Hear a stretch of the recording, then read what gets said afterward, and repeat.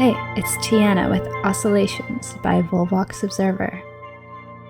Let's oscillate with creatives about their lifestyles and livelihoods.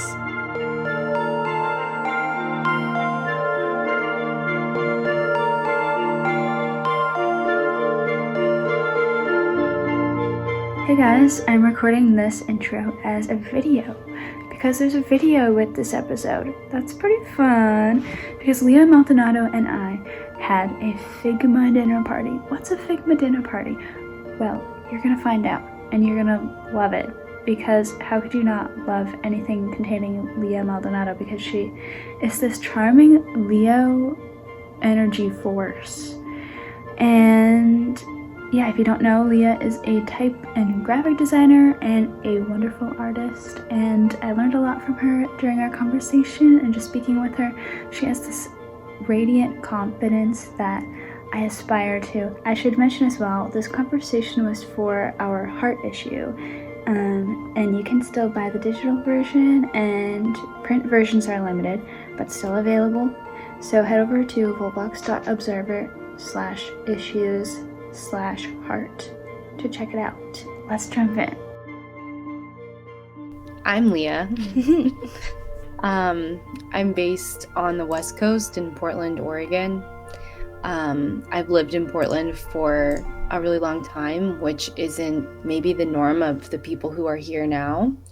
I feel like really connected with Oregon in general and like the natural world here a lot. And I love where I'm from. I think that's like a huge part of my identity.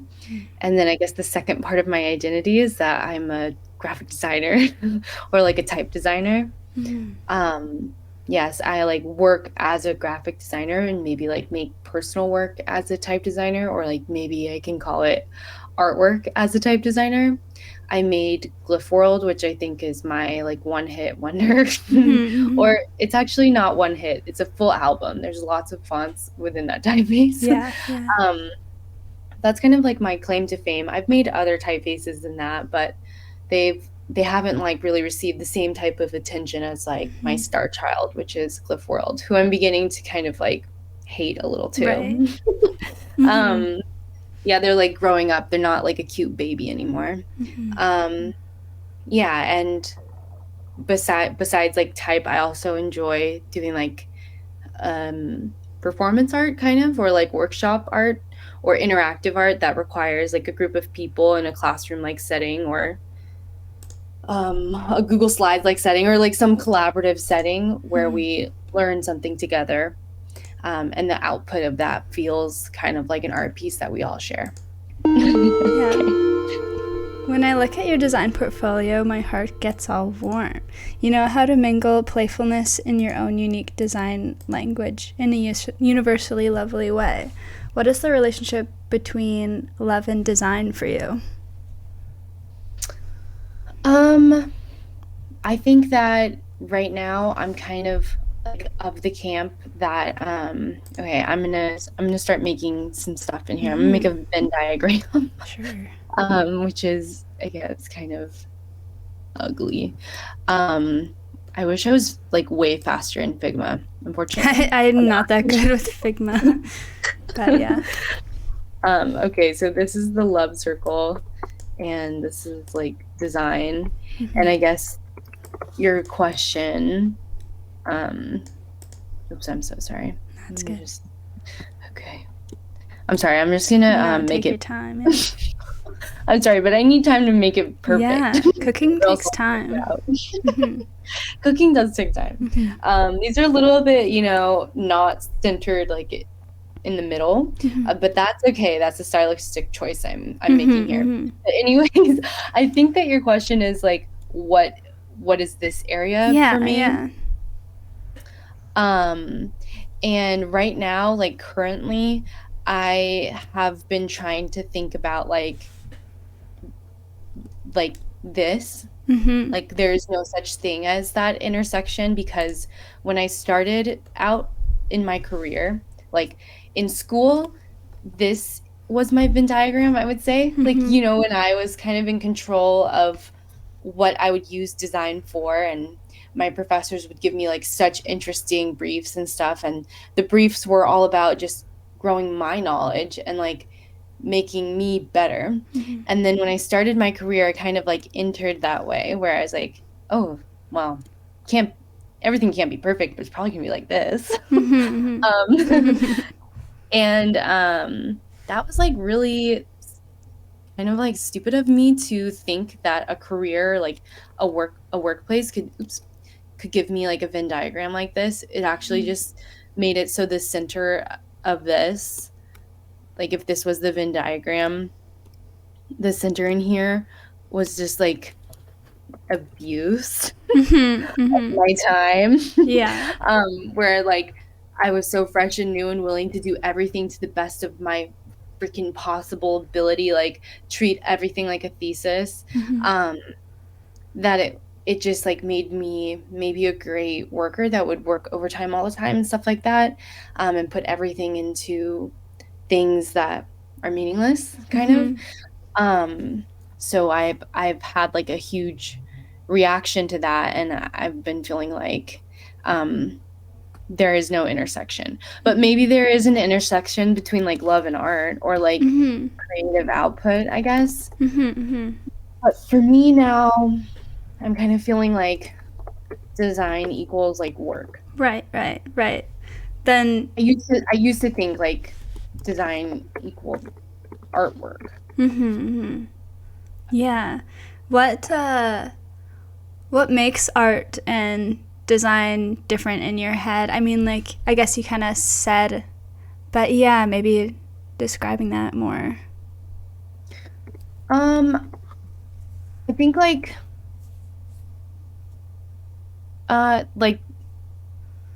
when is the question, when can design be artwork, or like why is Like, design what's the artwork? distinguishing? I guess like when you're on the clock and when you're not. So then, yeah, Okay. what's your art practice now when you're not on the clock? Like, because it feels like you found more balance maybe with that. So like, yeah, how's your like personal artwork practice now? However that looks, if it's just admiring or if it involves making stuff yourself. I don't know. Yeah.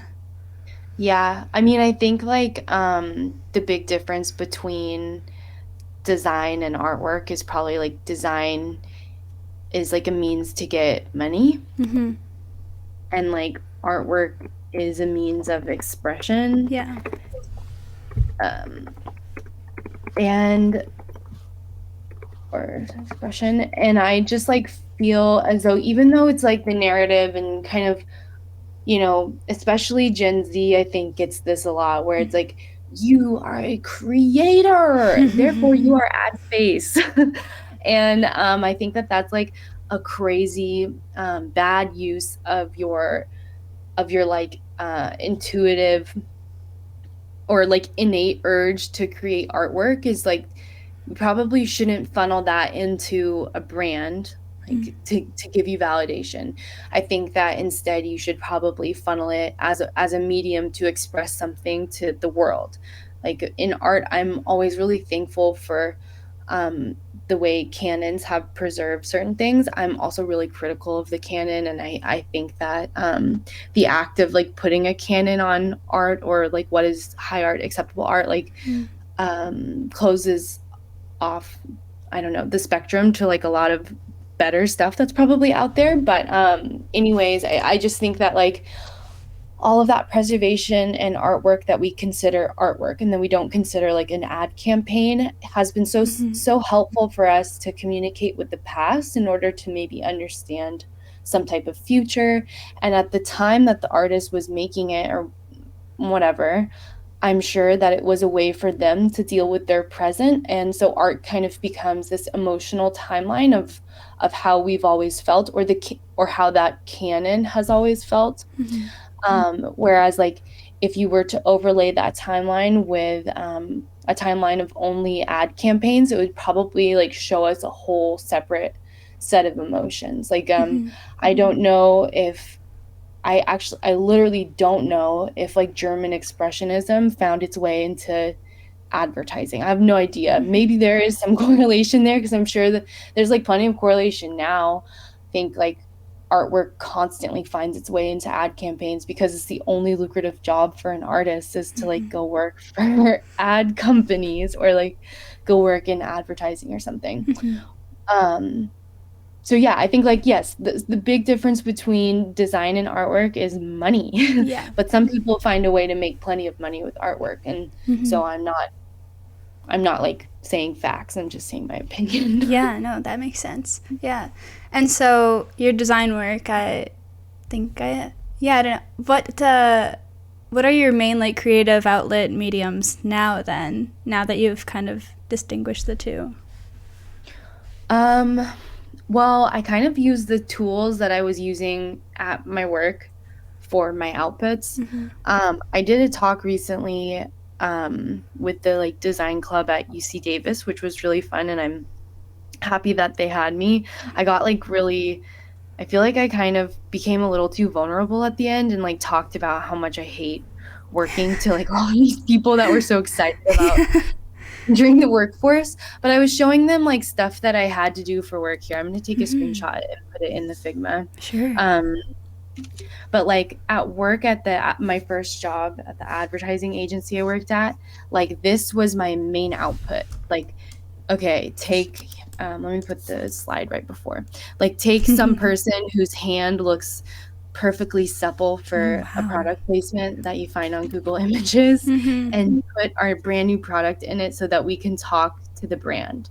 And like this is like what I would do at my job. I would make these beautiful comps as like good as I could. And I would try to take pride in that and like enjoy that was my whole life. And I think that really helped me start making stuff that looked a little bit more like this.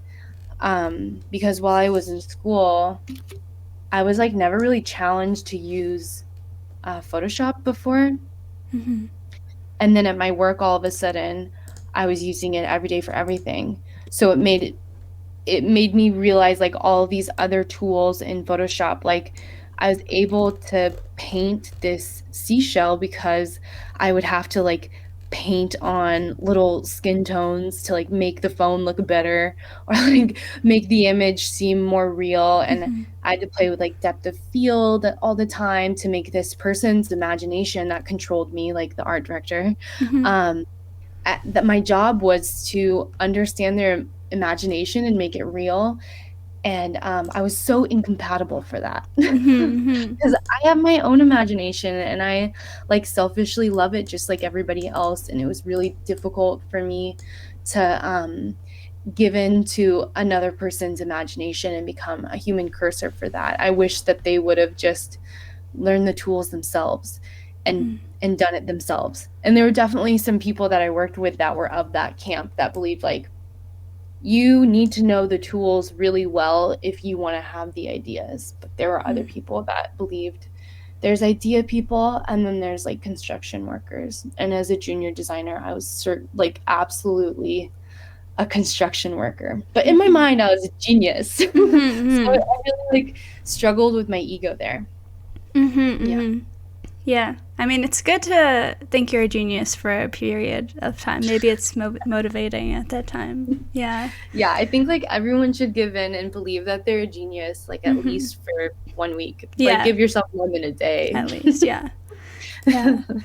Yeah, that's interesting that there was like a progression there, that something like that somewhat, inspired your creative outlet, right?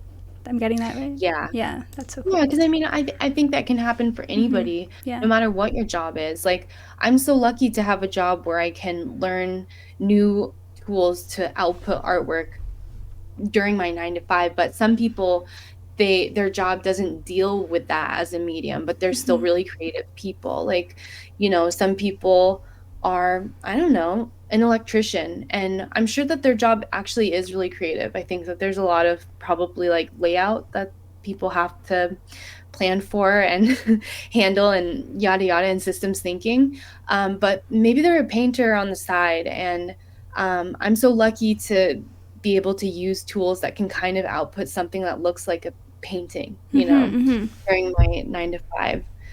So I kind of like, yeah, I try to remind myself of that when I'm feeling like, oh my God, my life sucks. My job sucks. Like, no, actually my job rules. I have a really easy job.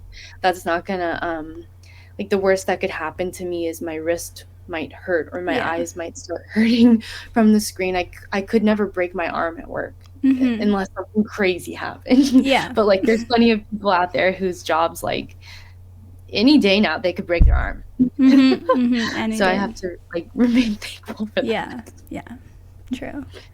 I'll hop back onto my my little question train. My second question. Maybe you remember that we met when I contacted you in my pen pal phase. I found you on Special Fish and emailed you on a whim. You mentioned that you were getting into learner experience design at that time. How did your passion for that develop, and like where has that been going? I don't know. I think I'm still kind of like trying to figure out what that means. It's definitely manifested in trying to like think of more workshops, but like not necessarily figuring out how to execute them perfectly or well. I don't know if that email was before or after I started teaching, but like teaching was definitely learner experience design. I think like at this point, after like doing some shallow research, but like research, I guess, I realized that like learner experience design is maybe a nasty tech word meant to replace like normal teaching, and that teaching is a perfect word already and doesn't need it. And like all teachers are learner experience designers. But like, so I taught the course at PNCA, or Pacific Pacific Northwest College of Art. Like so bad. But I taught that course there, and it was really difficult to figure out like, okay, how do I teach somebody typography but not in an experimental way? Like, how do I take this and not be egotistical about the outcomes, and like really care about other people and be more neutral as an instructor? Whereas in the past, all of my experiments were like, I never worried about neutrality as an instructor, or even like thought of myself as an instructor, more so like a conductor in like a workshop or educational setting. So in a real one, like in an institution, like at an accredited university, in control of these people's first exposure to typography, I felt so scared, and I ended up making like a lot of games in Figma and follow along presentations in Figma. And I think that is how my learner experience design fixation manifested itself, is like in the experience I tried to give to my students, which I don't know. I really hope that they feel like I equipped them with something, but I also feel like I didn't completely like erased myself from the class and was a little biased. I just think that the normal typographic canon that we're given is so like narrow-minded, or like, I don't know. I just don't believe that the people in Switzerland like came up with the most perfect design system. I think that that's probably just at that time with our tools, that was easy, but now our tools are different and time is different too. And I think if we hold on to that as being like some golden era, it'll be like America holding on to Rome as some like golden era, but that like failed, and America's probably gonna fail too. Which is like scary, but like a little hopeful to me. Yeah, definitely hopeful in there. Was there any, compared to like the design work, when there's that Venn diagram with love, like when it came to teaching, was that any different? Like maybe because actually impacting other people's lives is involved? Like, was designing a course, how was that? I mean, yeah, that was like super fun. I loved planning it and I liked doing the lectures. I really hated grading people's work. Mm-hmm. I, excuse me. I tried to be like very like point based. Like if you do this very measurable amount of stuff, like if you do 3 pages of iterations, or 3 iterations or something, like you get full points.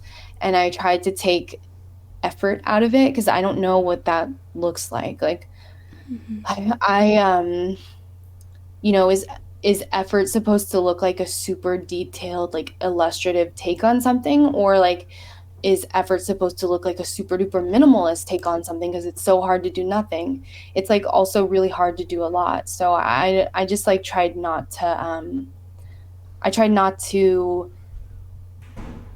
do that too much, but I still struggled to like grade people and do it on time and like do it good or like give good feedback. I was kind of just happy that they did the assignment and Mm-hmm. like you know, none of the people in the class were children. I don't want to like imply that at all. They were like absolutely adults as much as me, more than me, some of them, like really cool, mature set of people. But in a way, as their teacher, when I received the assignments, I had that feeling of like maybe a grade school teacher or like a parent when a child gives you artwork Mm-hmm. and you're so excited to see like this person, this little tiny person's inner world for a second, and you just accept it as beautiful. And that is the way I felt in my class. And so grading it became like, felt mean, but that was part of it. And also keeping up with all of the emails that a teacher is expected or an adjunct is expected to keep up with. Hated that. Yeah. Hated that. Maybe it's hatred. But yeah, so there was parts, but it wasn't, I don't think any job will like be that school Venn diagram for me. Only school will actually be that, where even as a teacher, that's still a job, you know? Yeah. Yeah. Mm-hmm. So I'll make that Venn diagram now. Sure. Yeah. Yeah. Where would you say, like, I wonder, looking at these Venn diagrams, like, what things in your life right now overlap with love right now? Honestly, like super corny, super like corny stuff. Like That's good. right now, like I would say like this. Mm-hmm. Like I love my family. Mm-hmm. And I guess in the center of that is like quality social time. Mm-hmm. Because like I don't love all of my family. But the family that I do love like gives me the best social time ever. And then like you know, basic stuff like TV, quality entertainment time. Oh yeah. And like other very like worldly, I don't know, like dinner. Yeah. Like I love dinner. Oh yeah. But as far as like things in like my headspace or like career or anything like that, I am super duper trying to not equate love with anything that it could be. Like I think I'm definitely obsessed with stuff, like fixated on things, but I'm trying hard not to like tell myself that that's love because I think it's too much to give myself completely like hyper focus on something for too long because I'll ignore other stuff. Like I'll forget to drink water or I'll forget to like text back somebody and it's really important that I do that or check my email or do some other type of thing. Like I just think that like love is really, really powerful. And I'm a little scared of it. So I only want to give it to things that are like, maybe I should take TV off. That's bad. But that's admitting that I am weak. I'm definitely really weak. I mean, you know, in moderation, it can be refreshing for sure. Like, cause yeah, even though love and like work or design doesn't overlap, like it still plays a part in like the balance of, you know, feeling joy and enjoying life and like loving life. So like, how have you like set that kind of boundary over time? Like what does that boundary feel like right now with balancing everything else that is important? Yeah. So the boundary is like, okay, so, all right, hold on. Okay, we're saying over time. Sure. So are we saying, oops, like this is time, Mm-hmm. and then like this is love, and then we're putting it in the world of free time, or like maybe is this not love? Attention? Maybe, yeah, yeah, like energy or something, or, Oh, and then maybe like this is interest. mm-hmm. Now I'm just making it the question. Like I'm No, like ignoring please, you and making my please, question. no, please cook, make the recipe your own. Okay, Mm-hmm. I'm like I found the spice cabinet and Mm-hmm. Please I'm just do, throwing stuff in boom, the make pot. yourself at home. Mm-hmm. um, okay, well, if this is like when I was born and this is when I'm gonna die, Mm-hmm. I hope I'm gonna just start from the end. Do it. I hope that right before I die, I like give my maximum energy to my interests, Mm-hmm. because like I won't have any more time after that to Mm-hmm. do it. So I'm hoping that's maximum. But right before I die, I hope that like I spend time with things that aren't my interest. Like I'm not gonna call my family my interest, because like I'm interested in them, but they exist in my life whether I'm interested or not. Right, right, yeah. So yeah, so like right before but I like, pay attention to some stuff. I Mm-hmm. don't give everything to my family. And I guess like this is gonna be my senior years. I hope that I kind of like have a seasonal fluctuation with interests. Mm-hmm. Like maybe this is summer times spent alone doing what I like, or like alone but like with a partner that feels like being alone with. Mm-hmm. And then like this is the holidays or something where I just have to see everybody. Yeah, yeah. um and then I hope that like right before I go into my old years, I like let go of all interest, so maybe I can make new ones or something. Mm-hmm. And then when I was a child, I want to say that anything that interested me, I gave my full energy to. Mm-hmm. Um, and then it was just downhill from there. Yeah. That's True, like true. that's what I would say. Mm-hmm, mm-hmm. Yeah. Yeah, it feels like once you get older, you, like, find a balance and kind of, like, accept it to a degree. Like, there's not any... Well, maybe there's a little bit of, like, the opposite of love, like hate involved, like bitterness or something, but I think just, like, reality sets in a little bit, but you feel just it's life. Yeah. Mm-hmm. Yeah. That's cool. I mean, would you give anyone any advice of like how to avoid a steep downward path, and maybe like, right. look, we're not going to promise that you won't go downhill, Yeah, but maybe we more can like waning. give some people some advice on like how to Right. do a stepped approach.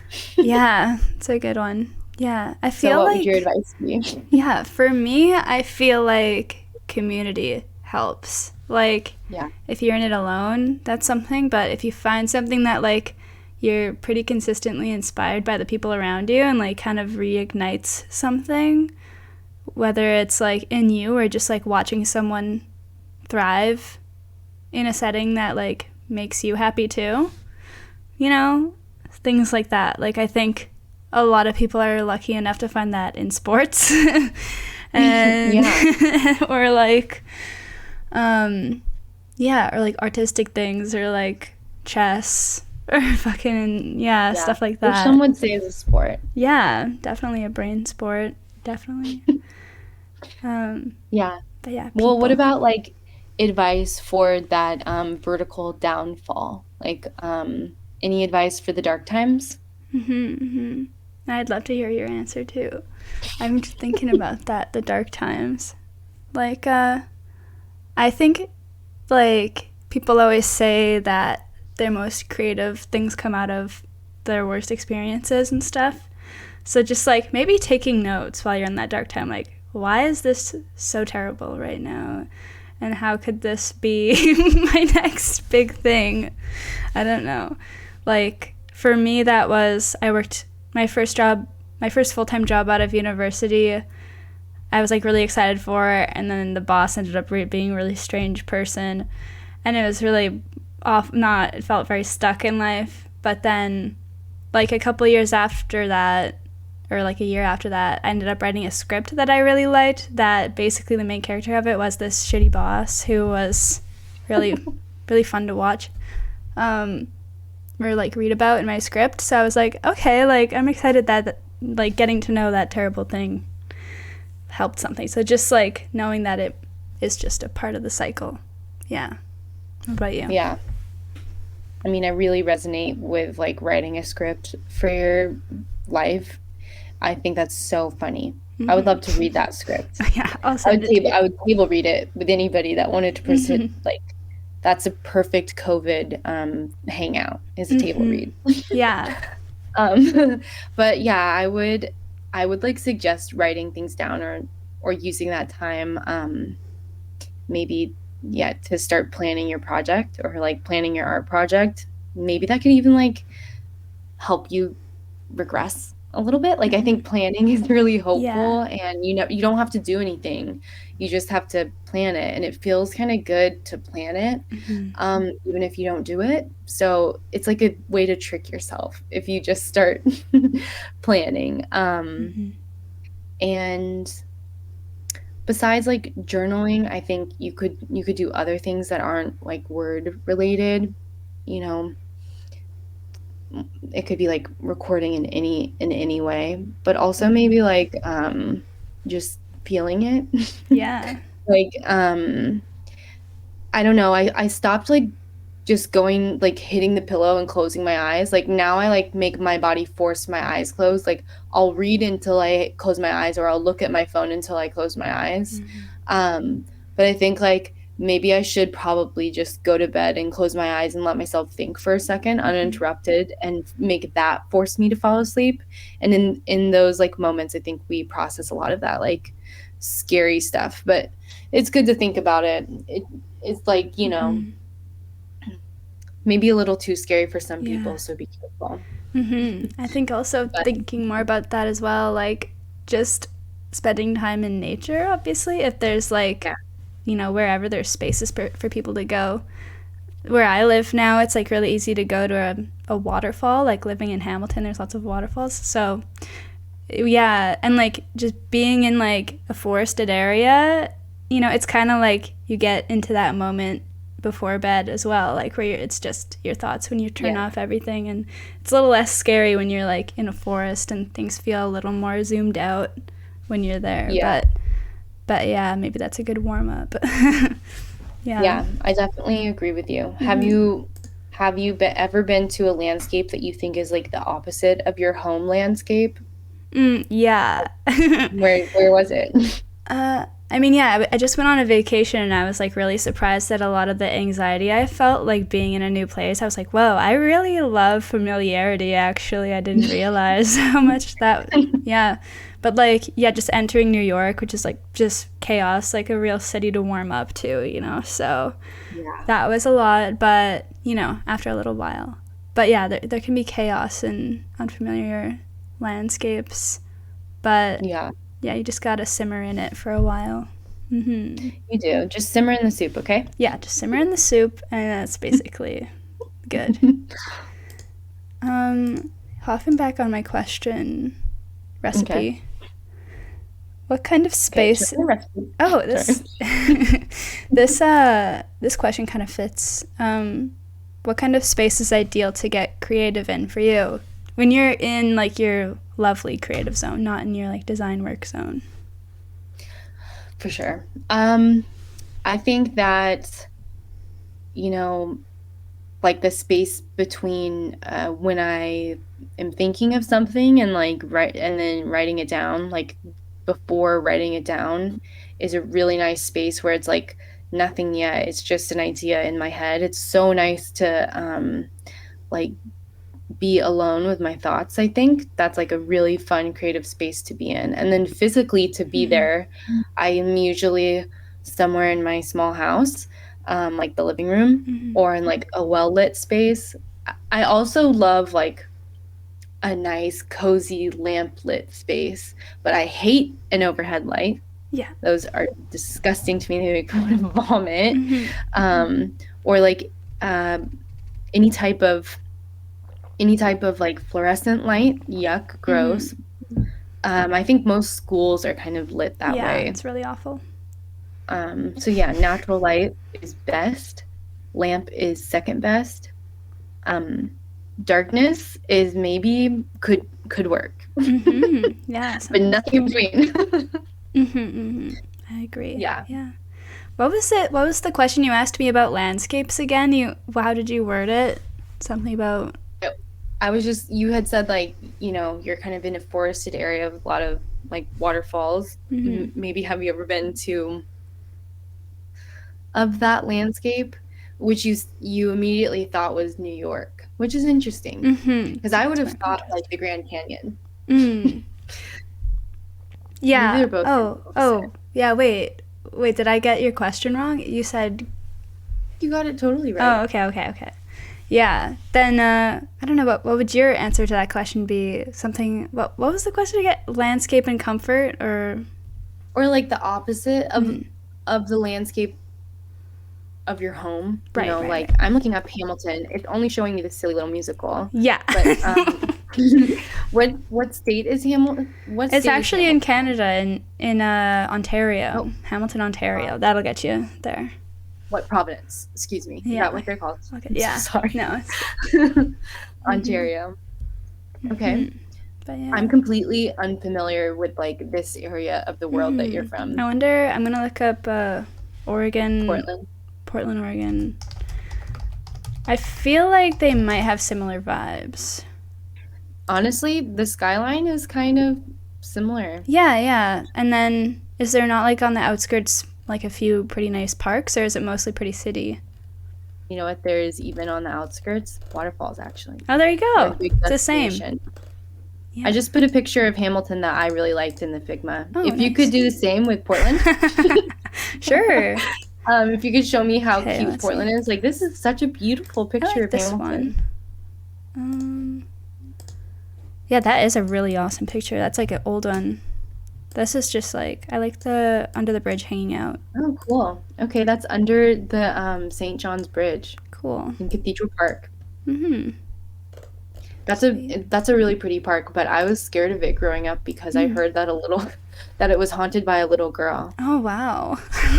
Yeah, who got murdered there. Oh, well, Um, recipes. yeah, rest in peace. It's probably actually like, Folklore. maybe that's not real. It can't be real. Who knows? But it's really close by to another place called Savi's Island, which is really beautiful. That lots of people like to go to. It's kind of like just farmland. Mm-hmm. But I guess like the opposite of Portland to me sort of like felt like Joshua Tree, because it's still Joshua Tree was kind of like sort of a forest. I mean, I guess it's like kind of called a forest, but it seemed I have never seen this with my eyes before going there in like nature. I'd never seen that. Right. And it was also like sparkly in some places, which Portland is sometimes like sparkly because it's wet with rain, but like in Joshua Tree, it was sparkly so because cool. there was maybe diamonds on the ground. Wow. Like there's like minerals on the ground. It was so beautiful. And you're saying that the opposite of Hamilton is New York City? Yeah, I would say so. I can find a picture of New York City that feels like that. Okay. Because I think also, because if I think of another opposite, I might say like Iceland, but then the vibe that's like similar there is just like I feel comfortable. Like they both kind of feel homey. Whereas entering New York, when I got there, felt really just out of my spectrum at the moment. I guess I just hadn't been there. Also, it was like my first solo vacation, so like the element of being alone as well. Yeah. But yeah. That's like very jarring. Yeah. Okay, I'm trying to find. Oh, here we go. This one's good. Pretty decent. But yeah. Okay, yeah. I'm seeing how they're opposites. Yeah, a little bit. And vibes more than looks, I feel like. Yeah, definitely in vibes. There's parts of like Portland after I visited New York that I felt like were like Portland's version of New York City. Yeah. Is there anywhere like that in Hamilton? Yeah. In Hamilton, I haven't actually explored Hamilton all that much, like the city, because I grew up in Winnipeg, Manitoba, so, Okay. but Hamilton, I mostly go to the parks. And then when I go to the city, I'll go to Toronto, which is like an hour drive. But yeah, when it comes to like New York, I don't know. I Do you guess feel like just the the parks are like stench. the The stench? smell. Okay. They both smell, but New York smells worse usually, but yeah, they both, like, you could fart anywhere and no one will notice. Okay, Yeah. they both have like a really pungent odor where you Yeah. can be your humanly self and no one will know. But yeah, anytime I go to like a music show though, sometimes I'll go to like local music shows and those kind of feel New Yorky when all the people with dreams are around, you know. Yeah. Yeah, there's definitely sometimes there's that stuff, but Portland is really small. There's never that many people. Yeah. Where did you Sometimes. say that it feels like New York in Portland? Oh, I didn't say, but I'll say now. I think it like Laurelhurst Park feels like New York, and I'm pretty sure it was done by the same person as like Central Park. So Oh, really? I'm cheating. I'm Makes cheating a little sense. bit. That's okay. Um, but here, I'll put a picture of it. I think like maybe a less like safe answer would probably be like I think that maybe like Northwest 23rd somehow could feel a little bit like Manhattan. There's just more apartments over there. Yeah. And to me, apartment equals New York. Yeah. Fair, fair, fair. But I feel like, I'd like only spend like 12 days there in my life. So what do I know? Yeah, what do we know? Ooh, that's nice. But that's Laurelhurst Park. Very nice. Whoa, It's a great park. very nice. Yeah, back to my recipe as well. What do you tend to follow, your heart or your mind, generally, in life? I mean, I really think I follow my heart, and that leads me into like situations where I need to like control how much of my heart I follow in certain things and remove it from the situation. I think it's really difficult to not be emotional about stuff, and as logical as I think I am, I really am not. I'm so emotionally minded. I think like I just you know I just like go on hunches. I don't know what a fact is. I just go on my gut feeling. Yeah. Do you think that you're more mind over heart? I'm probably more heart over mind. But yeah, also from what you said, like even though love doesn't overlap with work, maybe also thinking of the Venn diagram, thinking of like kind of a map of like your heart's in the middle and then kind of what, like the force field around it with the protection, how far you keep work and other things away from it, Okay, I'll make the chart. Fine, yeah, I'll make it. Yeah. Okay, so you have your heart in the middle. 1 second. Okay. I'm gonna That's like fix my light. 1 second. okay. I'll work on this chart. Heart in the middle, and then things that you love and things that you also like keep your heart at a little bit of a distance from. Okay. Oh god damn it all. I would say that okay, the closest thing to my heart. Okay, I'm trying to make this, but it's kind of like failing a little bit. Let's see if this. Okay, this works good enough. The closest thing I think I keep to my heart is probably like my thoughts, like just my internal world. I'm constantly or like my emotions I think are really close to my heart, and then farther from that would maybe be like like judgments, Mm-hmm. or like I try my best to keep what I perceive other people thinking about me, or like when I perceive myself in like a negative way, I try to keep that away from my heart, or like I think that my heart is like the center of my life, or like my life force. And maybe actually like love is kind of really close to my heart, but separate from the machine. Oops. Mm-hmm. Oopsies. Um, and I don't know what would be in like the middle layer, or even like this outer and middle layer. Mm-hmm. Maybe like friends. Sorry, that's kind of cold to my friends. No, I think Family. like having boundaries with friends is like good practice, probably. Yeah. But I am the type of person that believes like a friend could become family Definitely. at a certain point. Mm-hmm. But yeah. In due time, Where yeah. do what do you how would you organize this for Mm-hmm. yourself? Yeah, I think How was yours? I'm gonna similarly. I'm gonna take you have to like oh okay. Sure, sure. I'm gonna control you. Okay, sure. Okay. Okay. So here's your things on the outside, and where would you put them? Oh, okay, wait a minute. I need to figure out how to. Okay. So am I using these pieces or am I writing my own Yeah. pieces? Okay, I'll use these pieces. Nope. Sorry. Sorry, you have to use the ones I wrote. Okay, okay. Probably friends there and like family, honestly, probably on an even plane. Like Okay. where I live, I only have my mom and dad and Okay. kind of 24 right now, kind of like you know, on probably on the same level as friends to some degree. Yeah. But then also maybe I'll say best friends. Yeah, same kind of thing. Okay. And then yeah, friends probably up here too. Cuz Okay. yeah, I'm I like feel you with definitely friends there's layers. there are. There are judgments probably here, or I mean friends is right there.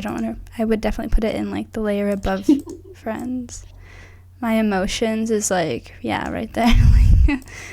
Love is probably like yeah, I mean there's different Same. ways that I think about love too, like because there's like love just kind of feels like a force of life, but then love Yeah, can also be like this toxic or like kind of sometimes you perceive these toxic feelings as love, totally. but yeah, Like passion maybe is that. yeah, maybe passion. Seems like it could be an evil word or a good one. It's like a trickster word. Double-edged sword, yeah. Yeah. Okay, I have another category that I'm curious about. And because you know how some people say, from the bottom of my heart. Okay, if that is a different section, it's like kind of independent of the layers. What do you think is at the bottom of your heart? Oh man. Probably like like just like I'm into like the Tao. If I get into the spiritual things that like keep me going when like there feels like there's nothing of me left. It feels like there's just like the universe and just that luckiness of like being a part of this speck of the universe that can experience itself, and so yeah, I'll probably just like being Cool. Yeah. I'm gonna kind of like copy you. Yeah. Because I think maybe like instead of being, I will say like luck. Because I think you're Yeah. right. We are so lucky to be like here. Um, and I'm glad that I'm in this time. I'm glad that I'm like of this time. Even though it's a crazy time to be of, if I was born maybe just 40 years before, I would have never seen, or I guess we would have had to been never mind. I think there's no time that we could have been born that would protect us from like Yeah. scary sickness. Mm-hmm, It's mm-hmm. always part of life. It is. Yeah. Yeah. Mm-hmm, mm-hmm. Um, but right now, I don't know. It seems a little scarier than um, other times in my life, but Mm-hmm, maybe it's just because of my age. Like, do you mm-hmm. think little kids are really, really, really afraid of COVID, or they Mm. don't understand? I don't know that they understand that, but like sometimes I'll remember just like my brain as a kid, and it's like there was definitely like a lot of anxiety, anxiety already about like just the pressure. I think the social pressure when you're a kid is like your whole world, and just Yeah, that feels like a virus sometimes in weird times. yeah, Mhm. yeah. I can resonate with that. Yeah. Mhm. Yeah. What about when you like versus your kid brain? Where are you now? Like, what's the contrast between your kid brain and your now brain? Um, I don't know. Sometimes like I feel like I've held on to a lot of like the neuroses that I developed as a child and like haven't let them go and have just instead like polished them and made them grow old with me. Mm-hmm, mm-hmm, Like I think I'm a hypochondriac now and I was a hypochondriac when I was a child, but mm-hmm, like child could believe in like really, really fantastical stuff. mm-hmm. I'll totally believe in things that could never happen to me, but a little bit like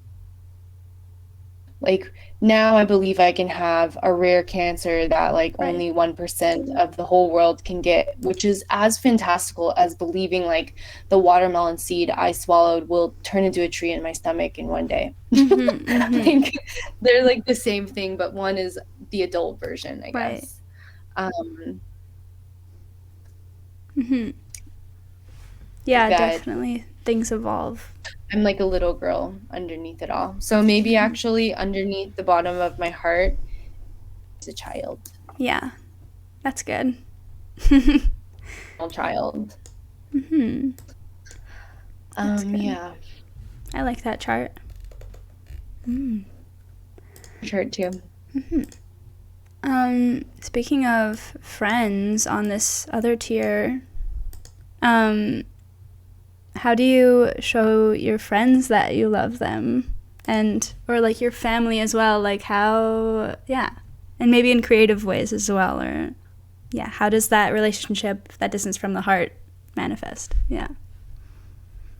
I think I really love to cook for my friends.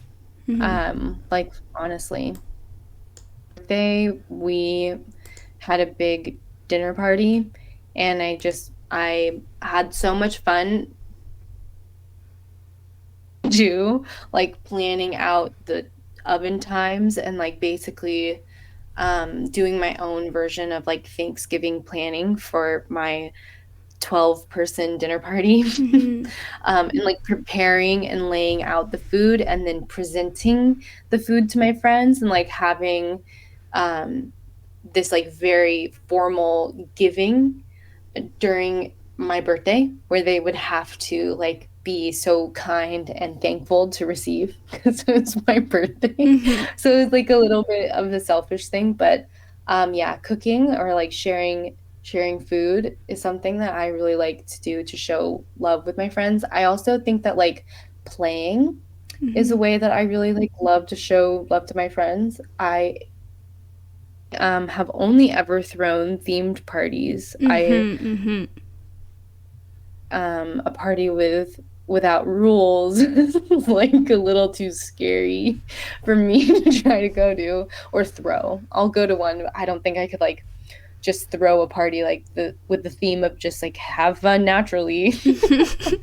um, so I think like having these like to play with my friends like our the theme of our party is that it's talent show or something like that or like the theme of the party is this specific activity. So maybe what I'm trying to say is that I kind of maybe struggle with natural socialization a little bit. Mm-hmm. And I really love it when my friends can indulge me in my like of trying to indulge them. And with my family, I think that all of those boundaries go away, and my family doesn't fucking care if like I'm having a good social time or not. And it's more like maybe family is about like arguing without there being a consequence, like not about anything so negative, but just about the world, or like talking, or like honesty, and being able to be like 1000% honest with my family, and like tease people and like bully people a little. We sound like we're awful, but I think that's like kind of nice to be able to share with people without it like leading to someone hating you or something. Not that that can't happen with a family if you take things too far, but like being able to share like humor with people and stuff. Yeah, so I guess that's like how I show my love to my family and my friends. But there's more ways. Also, like, you know, hugs and kisses. Yeah, classic. Yeah. Yeah, all the classic stuff.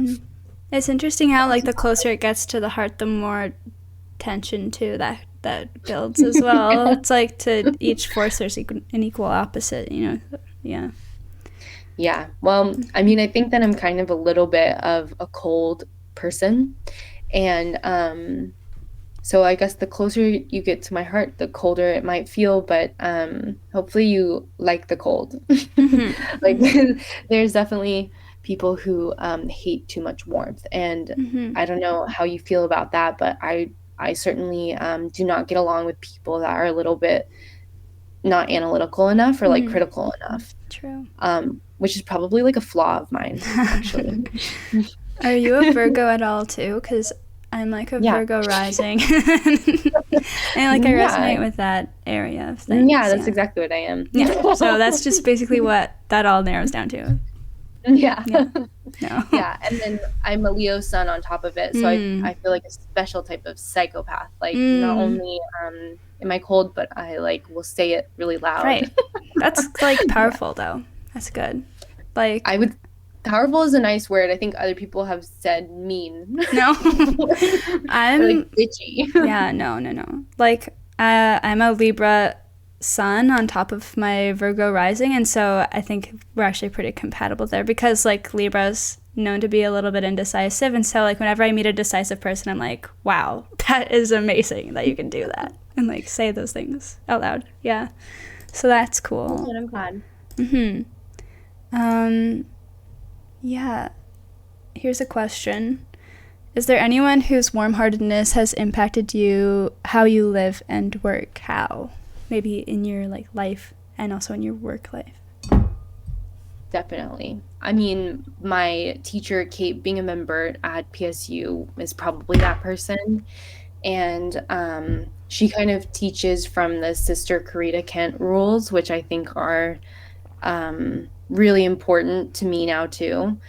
So maybe like at the root of it all is Sister Karita Kent or whoever taught her, which I fear is like maybe a little bit too religious-y for my taste now, but filtered through Kate Bingham and Burt, I'm so glad to have had that person in my life, because she kind of showed me the benefit of fostering like community, leaning into like chaotic stuff, and trying not to worry so much, while also like, because I think like some people, when they want to tell you not to worry, they might actually mean like stop caring and relax by like avoiding or like not doing so much. But Kate Bingham and Burt was like, don't worry about all of this stuff that you have to do, make a to-do list. And I really like that, and I think that was really helpful to have like an example of somebody who was like, there's no task that you can't not try to do. And I think that she affected me and my cohort of peers kind of like in similar ways. So I'm really thankful to kind of have the community that she fostered, or like to be a piece of the little cast of people that was like the community that she was fostering. So yeah, I'm really thankful for her. And then Sister Greta Kent too. Here, I'll actually find the rules right now. And maybe have you seen these or I'm not sure. Are they in the... okay. And this person's sister, Krita? Karita. Yeah, yeah. So that Okay, was... these are the rules. Where was this community at? It was in a church, or... It was yes. Well, so Sister Krita Kent like had an art class Okay. in like a church during the 70s, I want to say, or like late 60s sometime then. And she was kind of like kicked out of the church because I think her art class started to surpass like churchy stuff, and especially like the Catholic Church. So then it just became kind of an art class. But I should say Sister Krita Kent is super into God. Like she really like believes in God, which is fine and something I've totally seen in a lot of artists because I had to like, you know, do the typical art history classes and like learn about basically like Catholicism through an art history lens. But I think like anything spiritual that compels people to do more than their like human capacity is cool and like worth looking at, whether that's people who believe that they're like possessed by something or people who believe that they're very religious and are doing it out of like piety or like faith, or even people who become like faithful to things that aren't higher powers and like become faithful to I don't know, like I guess at the beginning I was saying the opposite, but maybe people who become super faithful to making money start to make like spiritual work too, which I don't know. Because like, you know, when an artist is at the height of their career and they're like getting the most money that they've ever had, and then they make new work and it's like this building crazy thing. I think that that's probably like them connecting with something. And whatever fuels it is like whatever. But yeah. Oh, and then sorry to like cut in and like be a little bit non-linear, but I wanted to share Kate Bingham's like piece. Or maybe I'll share her drawings. Like Sure. she kind of has this practice where she compulsively draws everything that she buys, and that when I met her was her claim to fame. But it was really interesting because like while she does this illustration and this is her illustration style, I started to realize that like being a designer could be really different. Like who you were as a designer could be very different than who you were as like a visual outputter, artist, creative, like whatever that title could be. Because like I don't know if this picture or anything that she's drawn like represents the type of artist that she is to me. I think you'd have to like go to her class to experience that version of her. Maybe that's why I really want to find her face. Okay, here's her face. I think that this kind of helps like sum it up. Cool. She's like, oh, sweet. Yeah, she's cool. Looks very cool and expressive. Very expressive. Very, yeah, kind of like a yell talker, which I really respect in people. Yeah, wow. That's not an insult, I swear. It's incredible. That's so cool though. Yeah, to like find people who, that balance between like a creative and a designer life is really interesting, and like interesting to see how everyone balances that out and everything. Yeah, definitely. I think like maybe it's just never balanced. No, it just keeps waning around, and you're just like, it's a creative process in itself as well. Yeah, definitely. How do you get your heart in the right place before getting creative when you're doing something for fun or for art? I think I have to like have a legitimate interest in something. Like I need to have become obsessed with something like before I can like really make work about it. Like right now, I think my public output kind of like is what I was obsessed with, which was getting to know Photoshop and like making something in the program that was like so shiny, shining back at me, you know? Like it was so satisfying to have a computer screen play back in full brightness the colors that I was putting down on the canvas, and to be getting better and better at my tool, and then grabbing new tools and like using those and getting even better. And then like I started to maybe get like disgusted a little bit by all of the maximalism, or like start to struggle with it a little bit, and also start to struggle with letter forms and finding time outside of work and yada yada. And my obsession with like that tool kind of faded away, and was maybe overlapped with like my new obsession with learning, or like the pursuit of teaching, because I was trying to teach that class, and I thought that it was cool to like write lectures. And now I'm kind of obsessed with writing, but I don't really publish a lot of that on my channels. I don't I mean, I have my like journal that I keep on Arena, but a lot of the writing I do is like misspelled gibberish, like in my notebook. And I think I love that stuff. I don't know if I'll like ever, if that's like my public work ever, but it's definitely my practice right now. And to get my heart in the right place to do that just means like not setting some like every day for 15 minutes I have to journal my journal.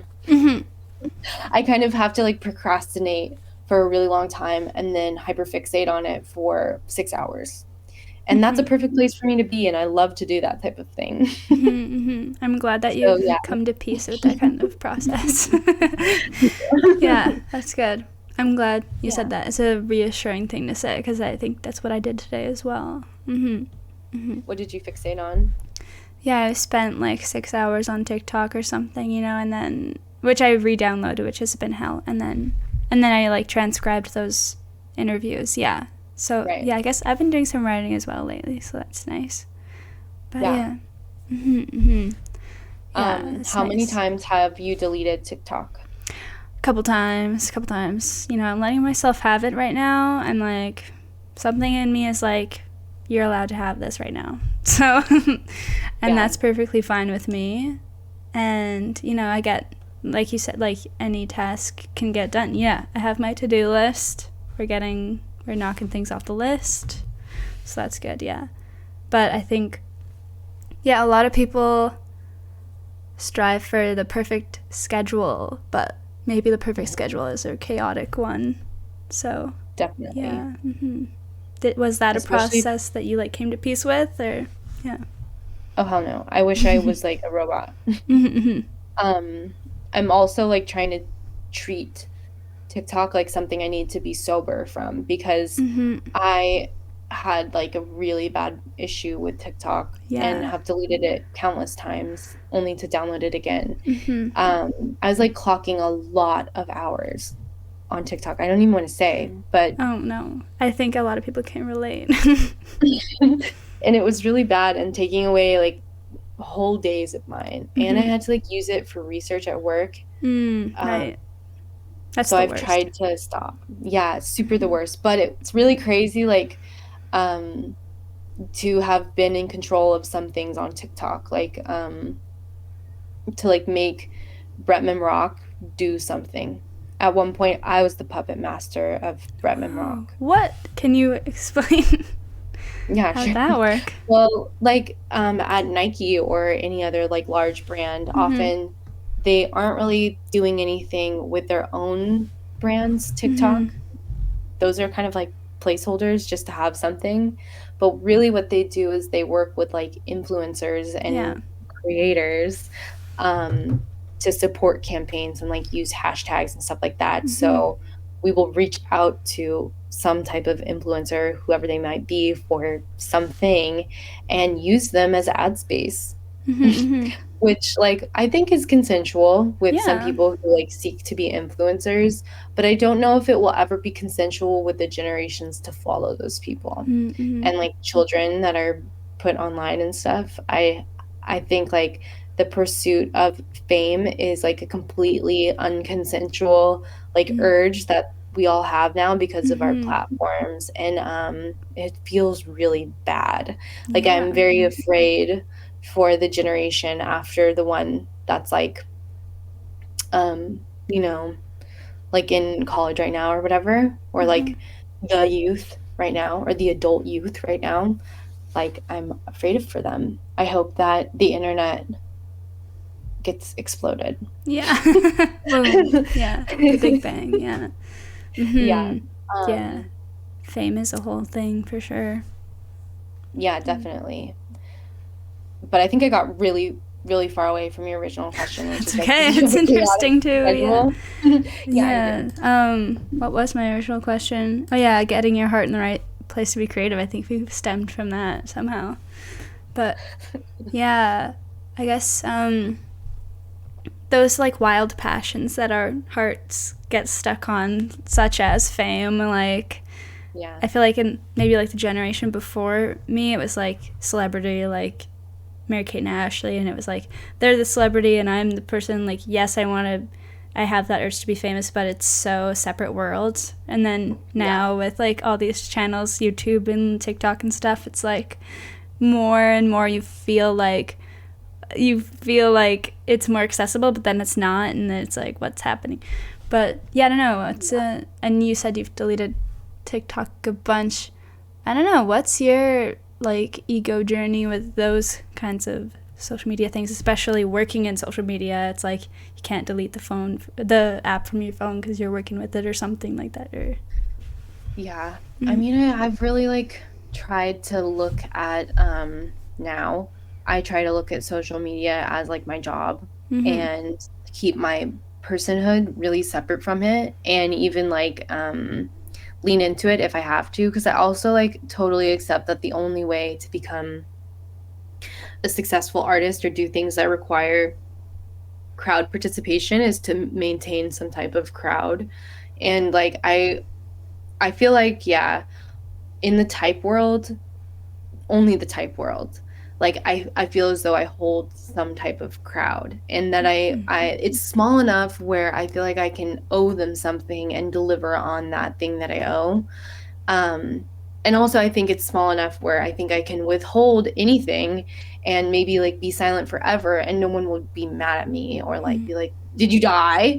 Or like something like that. Like I think that's okay. And then, but I also like enjoy just email correspondence or like one-on-one with people that I respect. And I think that's better than any type of following that you could like amass, is just these one-on-one relationships that you have with people that you respect in the world. And that like leads to a whole different social network that is also digital in some way, but deplatformed or separate. I guess maybe it's like the social network of Gmail or like email. Yeah. But with like, you know, I've asked myself a few times, do I need to get a TikTok to stay relevant? And my answer is like, well, I have one and I definitely like make really stupid content, but I don't think I'll get to a point where I'm going to make content about type in a serious way. Like I don't think I'll participate in that platform publicly, you know. And like I will let myself die with Instagram and not ever pursue like more followers than I have now or something like that. Like but at one point though, I did, when I was graduating school, realize that I would have a higher chance of getting a good paying job if I had more followers. And I was also like trying to make Cliff World into this thing that would become like a golden egg that people would hire me for having. So I would like hashtag my work. Yeah. And I don't know, that kind of like felt like, I don't know, I'm going to use this word and I don't mean it like, I mean it in a really neutral way and for its definition, but I felt like I was being a little bit of a whore. And I'm just really aware of that. And like, I think it was okay at that time, and it's always okay to be a bit of like an attention whore if you need it. Because like attention can become rent. or it can become like your salary or health insurance. So it's okay if you need to seek attention. And as like an artist community, we should continue to support each other needing attention on these platforms, and just like understand that it's like totally okay to need to be like an attention whore. That's allowed. But I do think that it's good to be critical of it, and like only in a way that would protect people. I think like it's too much to turn your whole self into an ad space, but you can make a lot of money doing that. So if you need money, that's okay. But you should be careful about doing that. It can be really dangerous. And I don't know. At some points, I think it's important to like set some limits. Yeah, I definitely. don't know. Yeah. And it's interesting too, thinking about like the relationship a designer has with, you know, social media, and then like a relationship that's someone who just wants to be a blogger for the rest of their life, you know? It's like, you know, kind of their piece lies in like, I want to share my life experiences, and it costs me a little bit of being an advertisement to do that. Yeah. And then, but with a designer, it's like, I want to, you know, get other work, and it's just like different intentions and stuff. And so, yeah, I think, yeah, being a whore is definitely a good way of putting it. Yeah. But I think It's like just, yeah, capitalism. sometimes brands will require that you have like this set of unspoken requirements. Like I think it's a lot easier to get a job in general where they don't look at your resume for that long if you have an Instagram with over 30K followers. Like you'll get a job. Even if you're not like proficient in the skills needed to do the job. I also think though, if you have 300 or 100 followers, like people might actually pay you more than the people with more followers. Yeah, to do like a job that requires skill, but to do any job that requires like communication or becoming an ad space for like a bigger audience or something like that, I think just buy followers. Like you'll make money. Yeah, so what else like, that's become the world. Yeah. I know. And so where is your heart now with that, since you went through, you know, that glyph world phase of, you know, whoring yourself and now on the other side of it, I guess where would you say you are now? I mean, I think like I accomplished my goal with Glyph World to like canonize myself in modern like typographic zeitgeist. Like maybe not history. I don't know what will be preserved or if like I will remain part of the conversation, but I did like what I wanted. I wanted like a seat at the table in the type world, and I wanted to have my own seat and a seat that I like designed for myself, and like a seat of expertise that I could talk about, and I didn't have to pretend to be the people that were already sitting at the table. So I feel as though like I was able to infiltrate and achieve my goal, and now I'm so lucky, like I don't really need to have an Instagram. I could like maybe commit suicide on my Instagram as long as like I warned people or left a note. Like I could kill my digital self, and I would still have a salary and like a professional life. I know enough people now behind closed doors to not have to have that like public persona. And to like be respected for not having an Instagram. I think it's kind of like really similar to being a whore. It's like, you know, like whoever you are as a whore, like you know, whatever your human assignments are, totally separate from that. I do think that money can like is the difference between being like a business person and a whore sometimes. You know, but both are the same thing in a way. And again, let me say that like I'm trying to use the word whore as like not a bad word. I don't want to be like offensive to anybody or anything, but I really just believe that it's like the definition of that is fine, and I think it's I think a lot of people like coming out of university kind of vibe of like, okay, now I gotta like get into a career, and that pressure of like, you know, you don't have that network yet, and so how are you gonna make that network, and you don't know how that's gonna work out, and so definitely everyone's kind of like begging on their hands and knees for something, Yeah. like, you know, putting their all into something a little naively. I think there's a little bit of like naiveness in it as well, but it's just an essential part of the process. Yeah. Yeah. And I mean, I think that begging is a very valid technique when you're Yes. starting out. Yeah. Begging on your hands and knees, it will work. Yeah. Yeah. At least a little bit. Yeah. Yeah, it'll get you there. Um. Yeah. Thinking about the designs and like the art that you post to your Instagram and stuff that you share on your like personal channels. Are they? Yeah, I guess you talked about that they're fun to make, but yeah, my question here is, are they as fun to make as they are to look at? What's your creative process with that like? I remember you talking about how like something shiny is shining, you know, brightly in your face. Yeah. Yeah. I mean, there's like so many things that the computer can do with me that make it like so fun to do. Like the way that the computer can mix colors is very different than the way I can personally mix colors. Like I can set a brush to be, you know, like a screen, and like the transparency setting can be screen or illuminance or like, you know, whatever. And that blends colors in a whole new way that only the computer could do with me. And I think that that's why part of why I enjoy it so much is that there's like outcomes that continuously like were surprising me because I was learning the tool as I was making the work. And a lot of that stuff also is about like hitting this type of realism or like feeling or like a polished feeling that it didn't start that way.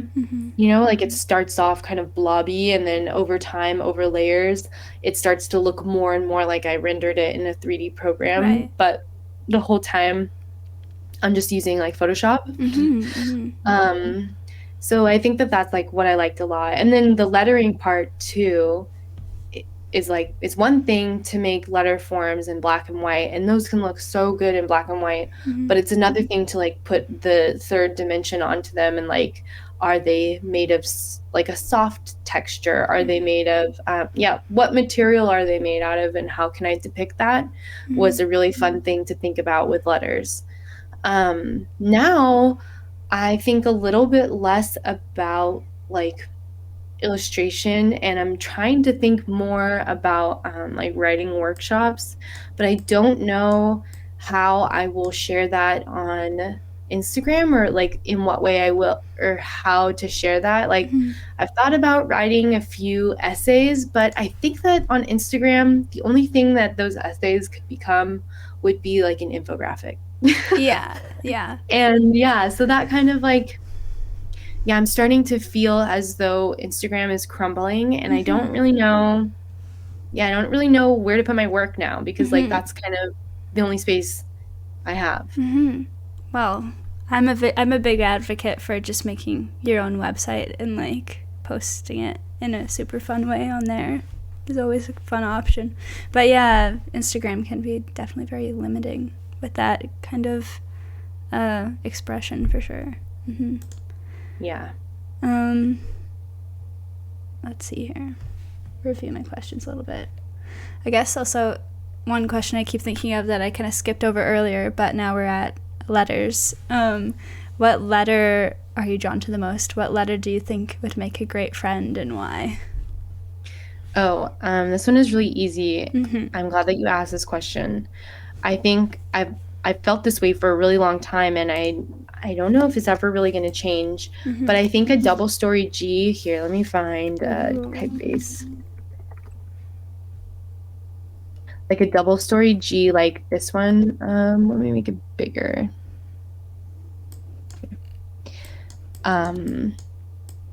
It's like I think that this is maybe the friendliest letter because it's like really, really complicated and bizarre and weird, and it makes a lot of sense when it's a serif. Like it works better when there's some contrast going on, but it does get made as like a sans or a monoline or anything like that. Or like some type of display. Like the double story G does get made into things that aren't a serif. And I think when that happens, it's like maybe even funnier. But it really reminds me of like a human body. It has some things that humans have. Like it's got an ear. Automatically went off, sorry. Oh, no worries. Continue. But it has like an ear, and I think that this is maybe called a neck or an arm or something like that. This is like the tail. It just like has like funny little body parts and stuff. So that's kind of my favorite letter. What's yours? That is really nice. I was just looking at it now, and like the first thing I saw, like I kind of put it on a plane of like the circle at the top is the sun like setting, and then the bottom is like this pond, and it's like a sunset. Wow, that's really beautiful. I liked seeing that for a second. But yeah, for me, I don't know. I'd have to think about that more, but I do think about the letter A a lot, and I think it's a pretty friendly one. Lowercase, uppercase? Sorry. Lowercase, I think. Yeah, lowercase A. Yeah, just like a dependable letter. Yeah, definitely. I depend on that letter a lot too. Yeah. I mean, like a double story G, I think like a double story A or even a single story A can like hold the entire personality of typeface, and it's something I depend on to like sketch with. Right. It's also the first letter of the alphabet, so I think that's why I go there first. But did you have a point in your life where like you wanted to try making A's like in your handwriting a little different?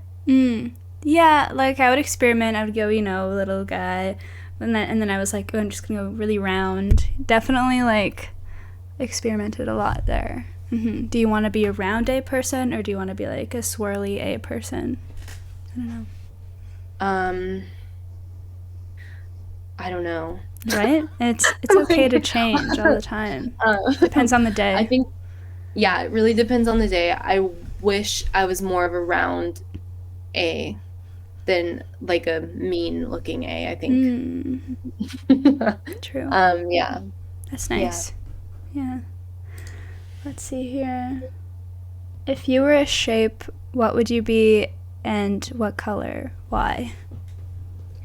Okay. I meant to think about this question more so that I'd like have a good answer, but I think I would probably just be like, I'll draw it in Figma. Yeah, that's fine, I'll do nice it. to see.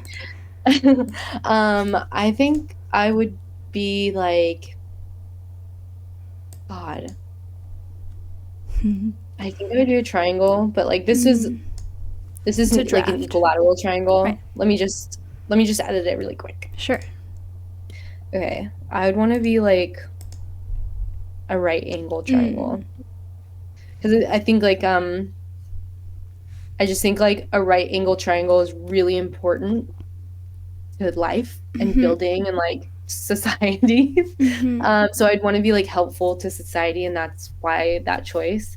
And then for color, I've sort of like always really loved the color red. I think it's like abrasive and like aggressive and powerful, and I think I love that color because like it's protective to me, to like be maybe perceived at first as like aggressive or powerful or something, but really like internally maybe I'm actually when I was really little I liked the color yellow a lot. So yeah, so ketchup and mustard. Nice. Perfect. Or like not hard. What shape would you be?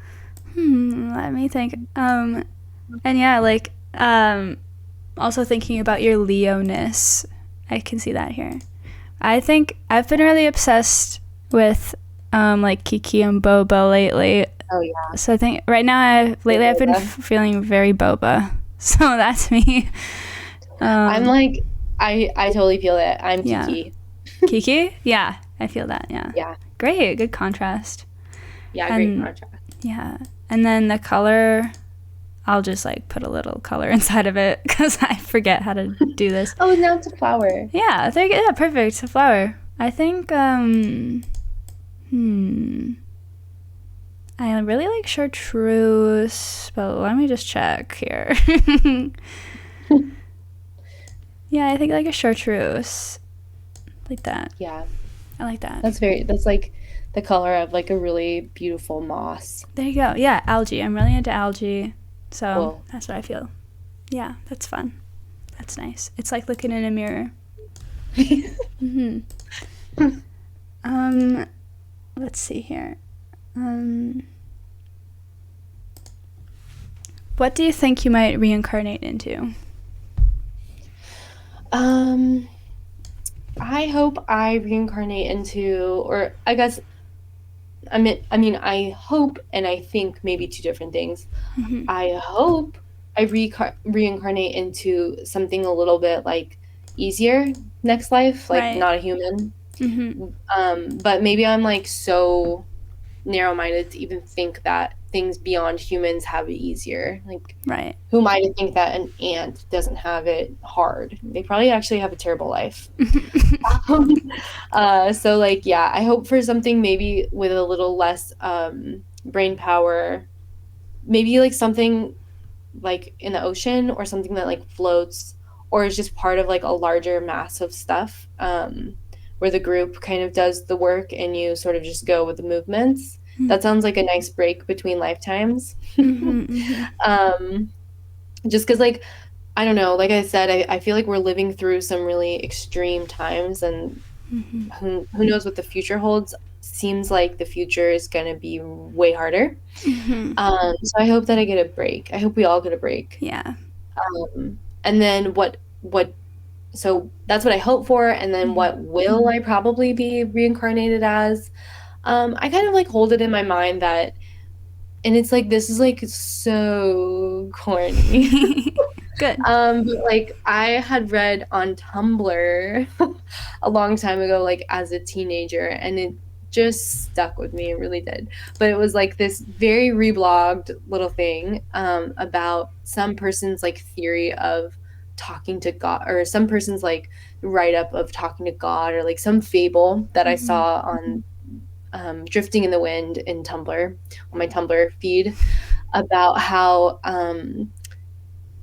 you like your soul is everybody, and that like in all of your past lives and future lives, like you just like cycle through every single living person like throughout all of time, and that like you are not only your neighbor or like the stranger over there, or like your best friend from first grade, but you're also like Hitler, and you are also like Stalin, but you're also I'm trying to think of someone like super good. But you're also, let's see, I'm really trying to think of a historical figure that is like for sure super good, and I'm It's kind of really hard. struggling. Yeah, because you never know what they might have done. Yeah. Well, so that's like the whole thing though, is Yeah. that as good as you think you personally are, like part of you is also the worst thing that you could probably imagine, or that has ever happened. And that every lifetime you get, you have a new chance to like be a life force. And so if I'm reincarnated, I think I'll probably just be this like infinite set of possibilities that is everybody else. So yeah. Yeah, I definitely feel that. That's good. Yeah, that's a nice thing to look forward to. Yeah. What are some things you do to maintain your lust for life and creativity? Well, when I was talking to the design club at UC Davis, I told them, they were like, how do you stay creative? How do you stay passionate? Blah, blah. And I told them that I like try to do things that require my imagination to work, like read fiction. It's like you have to, as you read, you sort of like envision, who are these people, or like you have to like use that in your brain and like see something maybe. So reading is something I try to do but haven't done for a while because I've been like my attention I've given it to TikTok a lot and like Instagram and Twitter and scrolling, even Arena, which I think is separate to me. That's like health food to me. But I've given away a lot of my attention during COVID to like digital stuff and have stopped reading. But I think if I were to read again, things would be less hard. I also think that like staying interested in stuff or like learning history or like just learning in general can like keep me creative because if I have new interests then there's like new reasons to have things to work through with the medium I'm into right now or something like that. Yeah, and like staying in awe of other people, which I think is part of like learning is just being in awe of something or someone and trying to figure it out or like understand it more.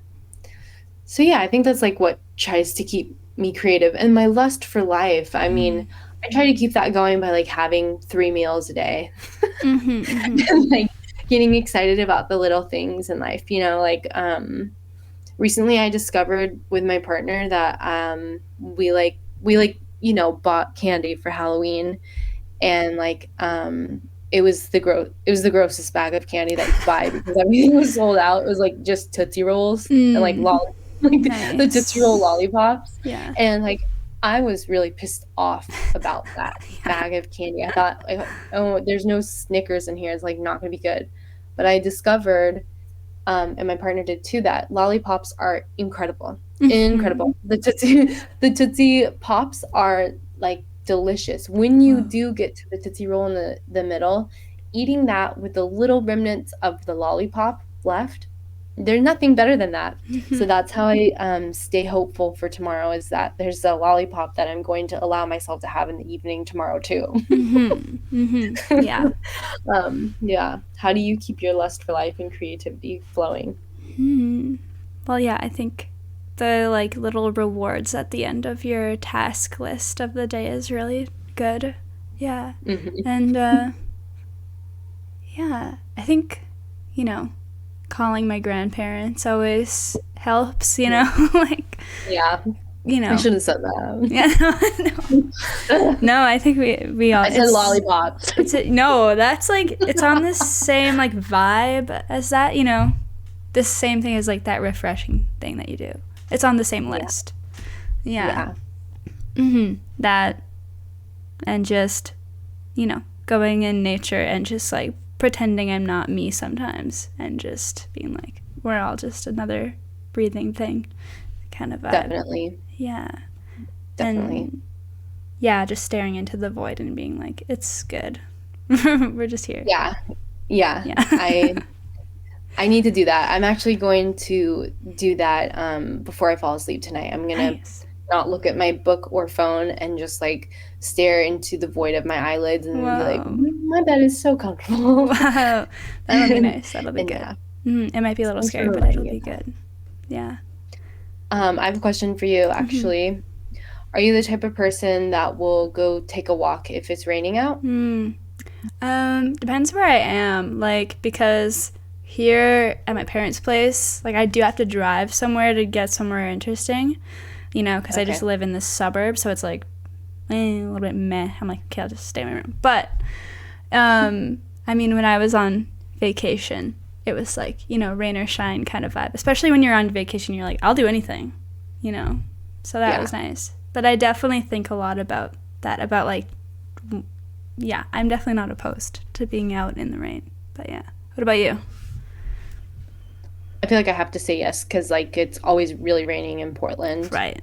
And I think, yeah, we kind of just like deal with that. But I also have to say no because I kind of just don't like to not be warm. Right. And but also being outside in nature is much more beautiful when it's like raining lightly or even like raining really hard or something. So it's worth it to go see. It's just like uncomfortable to be a human and see that. Yeah. Maybe that's like I need a better rain jacket. Yeah, it's definitely dressing for the weather is like underrated for sure. Yeah, it is. Yeah. That's a fun thing to think about. And I think I'll probably go out for a walk next time it rains, for sure. Yeah, try it out. Give it a test run. Because, yeah, usually in this area, it's, like, very sunny during the summer, and then you can almost guarantee the fall is just going to rain all the way through.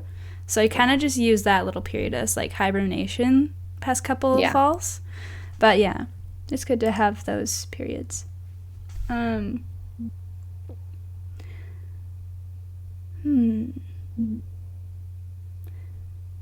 Yeah, I guess we were talking about social media earlier. I can't remember if I asked this, but if social media... Oh, no. What do you think of love in relation to communication over social media? Like, yeah, if you had to put it on our diagram, if you had to put social media on our diagram, would it be, like, just on the total outside? Would there be, like, a red zone on the outside of the heart that's, like, where work and social media is, and you have to be, like, careful? Yeah, definitely. I think, like, maybe, okay, I'll use this. This is, like, my outer world, or, yeah, just, like, stuff. It does have to intersect with my heart sometimes, I feel like, because I do choose to have social media. Like, it is something that I choose to have. But, okay, here's judgments are in here, I guess. And then over, like, here, I guess parallel or perpendicular to my heart is, like, social media. And then over here in the corner of over there is like work. Yeah. Yeah, and I maybe, like, these are a little closer together. But I mean, I will say though that, like, my close friend story, right, and my Twitter are, like, right here. Yeah. Where I can, like, actually use it to talk to people that I would talk to in a room if we were, like, together in a room, but, like, I'm not in the room with them, so I talk to them, like, via my platformed selves. So yeah, my close friend story and my Twitter is, like, right here on the line. They're almost the same as, like, my friends, but it's not the same. There's a buffer in there. Yeah, I agree with that. I would do the same thing. Yeah, because those, like, digital connections sometimes can impact your real heart in a really good way, but then like, the vast majority is, like, step away a little bit. If social media was a shape, what would it be and what color and why? I think thinking of social media too as just, like, just, like, that stuff on the outside of the heart. Like, if that was an essence, like a being, like, what would that look like? I guess it's this rectangle, but maybe if it was, like, its own little entity, like, icon or something. Here, let me find something that the only Google Images could give me.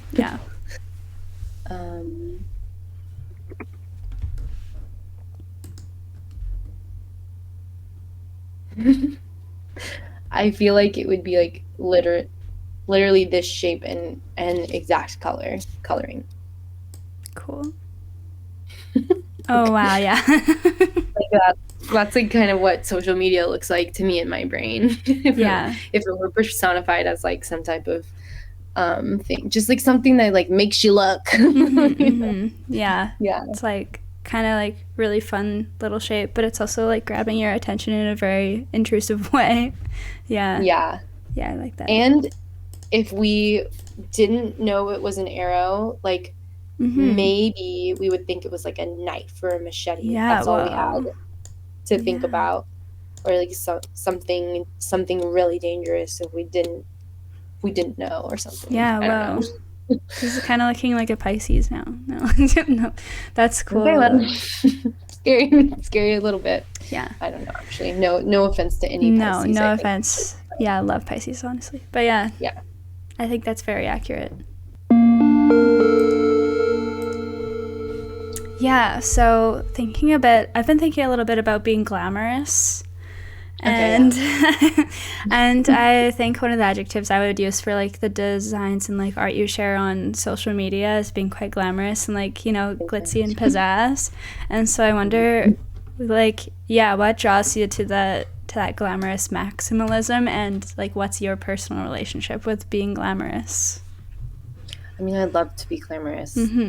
I love glamour. I love to dress up. I hope that that interest will just grow stronger over time as my body becomes like more and more incapable of like holding any type of like, you know, like mainstream glamour. I think it's maybe more glamorous to be an older person Yeah. and wear like a lot of makeup than it is to be a younger person and do the same. But both are beautiful and very glamorous. But Yeah. I do have to say, I think it's cooler looking when it's someone who's a bit older, like looking. Um, so I think like with my work with glamour, even like my workshop work, I think that there's still like some type of uh glamour going on because I think of it as performance art, you know. I'm still kind of centering myself a little bit for the first part, and then I do try to take myself away.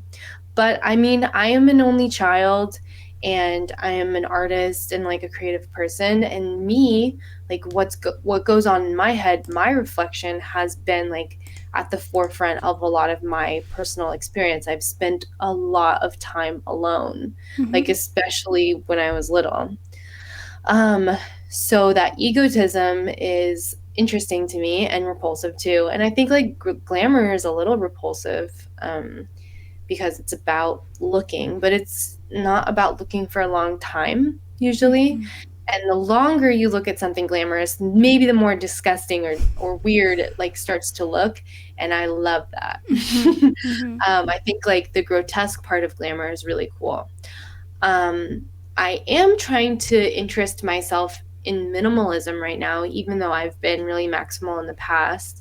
I think maximalism performs better on social media, so I've like leaned into that out of necessity in the beginning, but maybe now I can start to allow myself to do things that probably won't perform very well on social media and be interested in that performance too, or lack of performance. And I wonder how glamour will find its way into my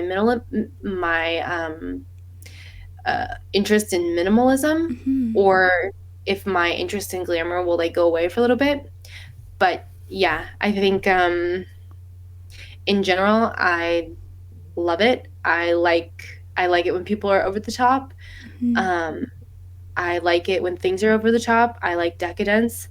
Um, and I like everything that it creates too, because like usually with decadence there is like someone's deprived of something, and I think that that dynamic is really interesting. It's disgusting. It's absolutely disgusting that like there's rich people and very very impoverished people, um, but I think that that dynamic is pretty Oh fascinating, yeah. even though it's evil.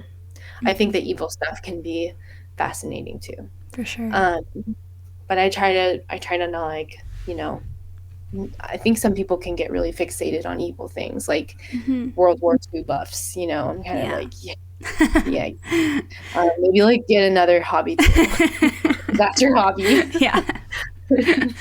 Yeah, focus a little more on glamour and less on Yeah, war. Yeah. like at least read tabloids Yeah, too if you're gonna like please. become.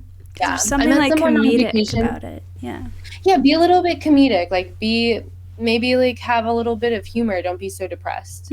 But I met someone on vacation who like I was really inebriated while meeting them. I was at a resort with my mom, which I think is Nice. very glamorous. Oh yeah.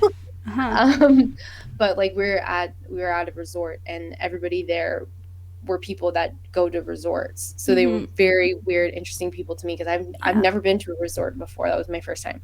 But I met this person, and they asked me what I was reading, and I said I wasn't reading anything. And then they told me what they were reading because I think that that's what they wanted Yeah. when they asked me the Fair. question.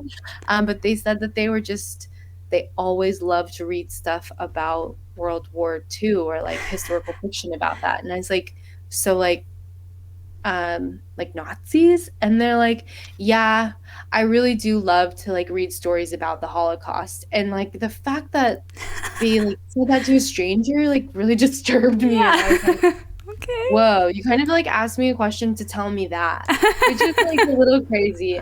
So I really mean it when I say like if you are a World War II enthusiast, like get it together and focus on some other things too. Yeah, Not to say that balance it it's out. bad to know about World War II. I No. think it's good to know about it, Mm-hmm. but I have my personal opinions about leaning too far into that interest.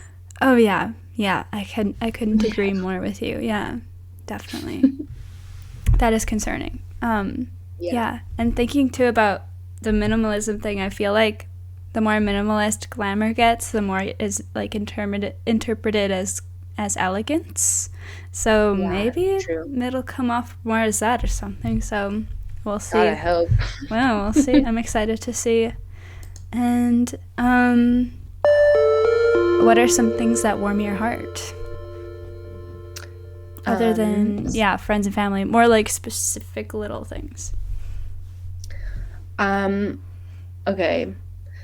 This is like I'm really just exposing like who I am as not any type of high artist or anything, but just as like a person just like you, you know? Good. Like I think it's so incredible and like it brings me to tears sometimes like when I'm watching a talent show like reality television show like America's Got Talent, X Factor, American Idol, So You Think You Can Dance, etc.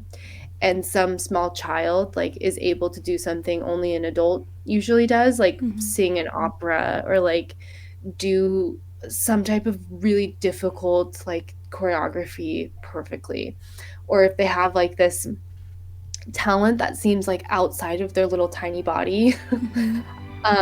It moves me to fucking tears. I love it. Especially like the opera stuff. I've like I've gone down plenty of YouTube spirals where like I'm no longer watching America's Got Talent and I'm watching like Italy's Got Talent because I can't get enough of the opera singing children. Fair. And that warms my heart. I also like have been really warmed by like winter fall stews. Like that has like really warmed my heart also to bring it back to cooking. But yeah, like a great soup or a stew is so delicious and like satisfying to me. I love that. It's my favorite type of meal. Yeah. Or stew. I couldn't agree more with that too. Like I feel like everyone at some point needs to find their signature like stew or soup. Like I feel like soups and stews are the ones that are most often like, this is Nana's soup, or this is, I hope one day I can have a signature soup. Don't know about you. I hope that for you too. And I think it's coming. Good, thank you. Yeah. What's your favorite fall winter soup or stew? Chili. But some people think chili is its like own thing. I agree. I could see that, but like to me it seems like a stew. It's and definitely I love chili. stewy. Yeah. Nice. Yeah. Good to know. And my final question, if the things you love were a shape, what would they be and what color? Why? So like that conglomeration of the opera kids and the stews. What is that being? And yeah, could we see it maybe? Oh yeah. Just give me a second. Let's Google images really quick. This up, yeah.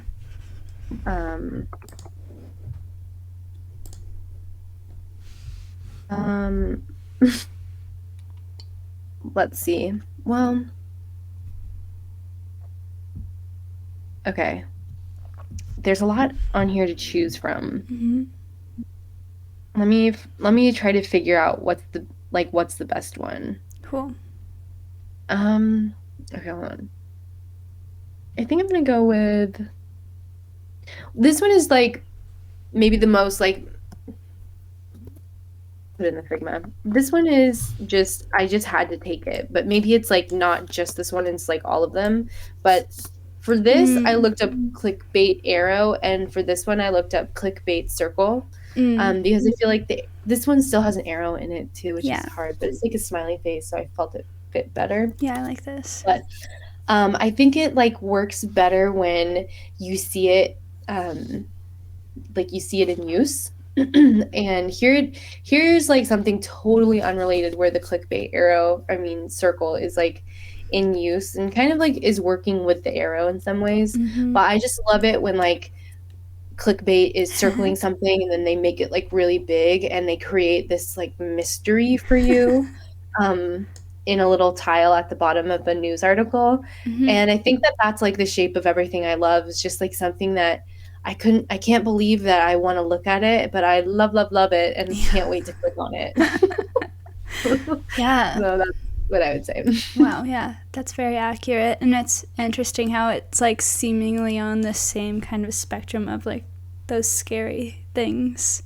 Yeah, definitely. Yeah. I mean, they're almost on either side, but they're also like weirdly maybe on like a curve that's like they're on the same plane. Yeah, exactly. It's interesting. But yeah, that's all the questions I have for you, and I've really enjoyed cooking with you today. And yeah, I'm wondering if you have any final comments on your heart or, you know, the things we've talked about, any loose ends you feel like you want to tie. But yeah, it was really awesome to have this Figma dinner with you.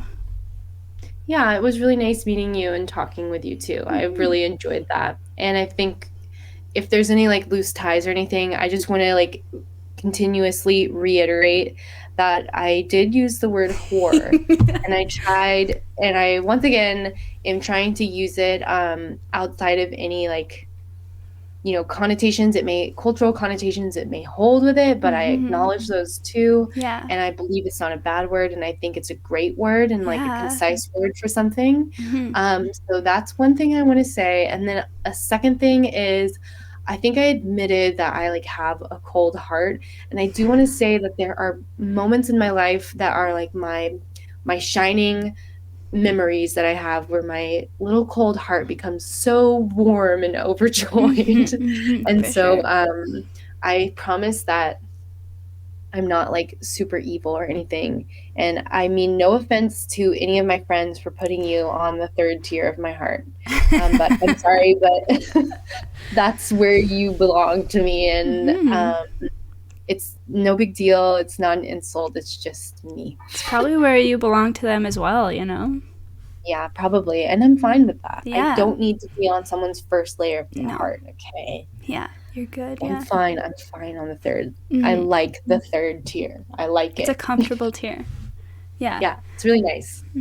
But yeah, I think, again, the way you used whore, I think was a really fun, progressive way to relearn it. And yeah, I think you have a perfectly warm heart, generally. Thank you. And yeah, awesome. Thank you so much. And I'll see you around. Yeah, thank you. Hopefully that nice like third tier cusp space of the internet. And yeah. Sounds good. It was so nice. Thank you for inviting me to dinner. I had so much fun. It was really delicious. Yeah, so good. Okay, bye. Good night. Bye. Good night. Thanks for joining me in this episode of Oscillations. Discover more about Volvox Observer on our website, volvox.observer. That's volvox.observer. And visit our pond, volvox.observer/pond, to let us know what you thought of this episode. See you next time.